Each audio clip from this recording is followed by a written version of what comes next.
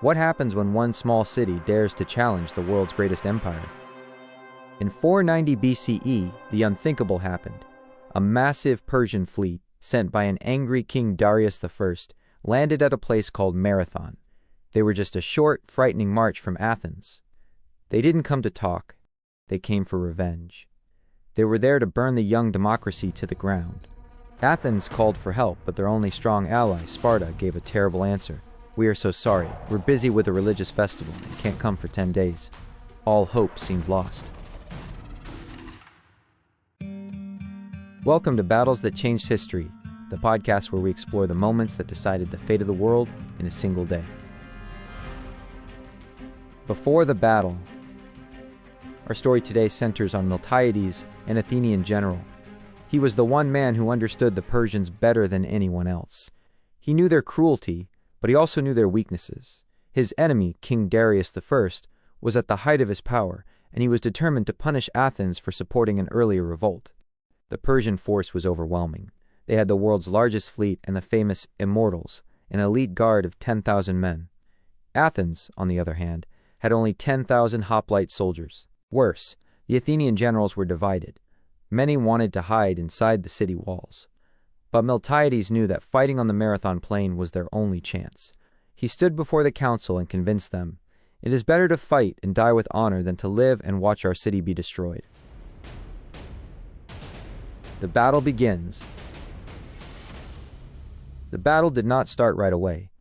The two armies stared at each other across the plain for several tense days, and then Miltiades saw his golden opportunity, a fatal mistake by the enemy. He saw the Persians begin to load their cavalry, their most feared weapon, back onto the ships. Perhaps they planned to sail around and attack the undefended city of Athens. For Miltiades, this was the moment. He convinced the other generals, "They have removed their cavalry. We must attack now." And they did. But this was not a normal attack. Miltiades did something radical. He purposefully made his center line weak and thin, putting all his strength into the two sides, the wings. "Charge!"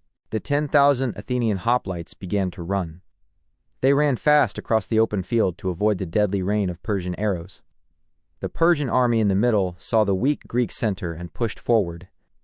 They thought they were winning, but it was a trap. As the Greek center bent backward, its two powerful wings crushed the weaker Persian sides, and then came the moment of genius. Instead of chasing the enemy, the Greek wings turned inward. They closed the trap, threatening to surround the elite Persian troops caught in the middle. Panic erupted. The Immortals realized they were trapped. The great invaders now turned and ran, trampling each other to get back to their ships. The hoplites chased them, cutting them down in the marshes. The battle was over. Only 192 Athenians died in exchange for thousands of invaders. Reflection after the battle. So, how did Athens win? The answer we were looking for is not just courage. It was tactics. It was the crushing power of the hoplite phalanx, that wall of shields and spears. And most of all, it was the genius of Miltiades, who saw and attacked the enemy's critical weakness, the missing cavalry. But the story was not over. Right after the victory, those exhausted soldiers had to march, or really, run 26 miles, 40 kilometers back to Athens. They had to protect the city before the Persian fleet could sail there. And they made it. When the Persian fleet finally arrived, they saw the same hoplite soldiers who had just defeated them, now waiting on the walls of Athens. The Persians turned their ships around and retreated. The victory at Marathon did not just save Athens. It saved the future of Western democracy.